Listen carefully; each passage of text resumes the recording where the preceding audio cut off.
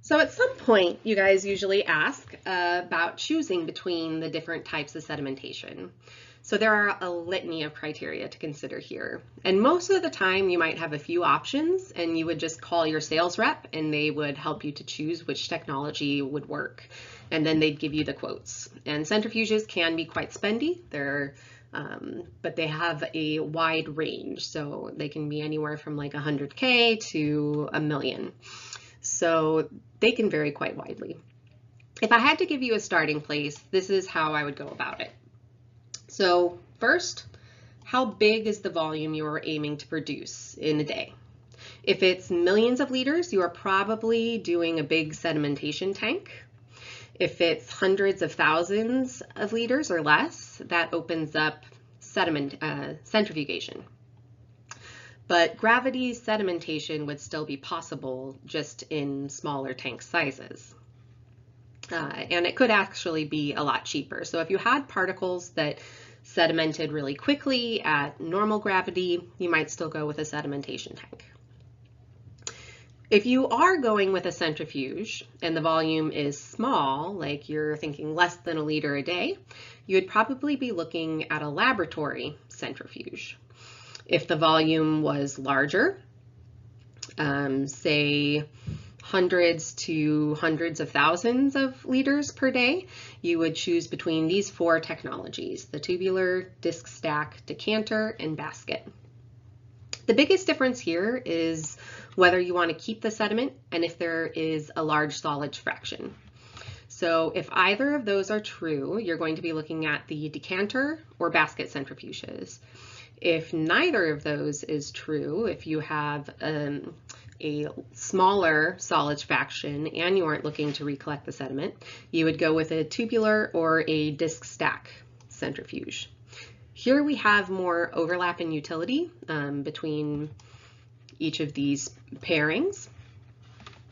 But the big differences are that the tubular centrifuge can achieve higher RCF, but the throughput is lower than the disc stack. Additionally, the tubular centrifuge can introduce foam and needs to be stopped to be cleaned periodically. The disc stack operates under pressure, and that eliminates the foaming and can process things faster, and periodically it will eject the solids on its own. So that's one of the advantages there. When you're wanting to recollect the sediment, or if you just have a really large fraction of solids, which would exclude both the tubular and disc stack, then you would be looking at the decanter and basket. The basket centrifuge is an easier way to wash solids and collect smaller particles because you can put a filter cloth inside. It can operate at higher RCF than the decanter. However, if the cake is compressible, like if it is full of cells and cell debris, which would be compressible, then it's a poor choice because then you're putting it under many times gravity and it will definitely collapse. So this decanter centrifuge is truly continuous, so that's the advantage there, and it can handle larger solids and compressible solids. So that was the rough criteria, but there is overlap, like I said, and other criteria that may come into play, like separation efficiency and space constraints. So here is an approximation of what the particle sizes and solids fractions are for filters, including basket centrifugation, disc stack centrifuges, and decanter centrifuges. So particles larger than 10 microns would be good for decanter. And if the solids fraction is greater than 20% or so, that's what we would consider a large solids fraction, and you would need to do something more like a decanter. A filter would be needed if you had smaller particles.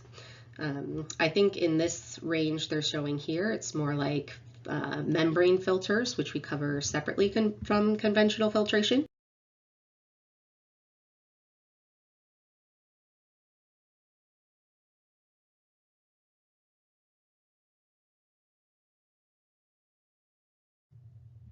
Thank you for your attention, and I hope you have a beautiful day.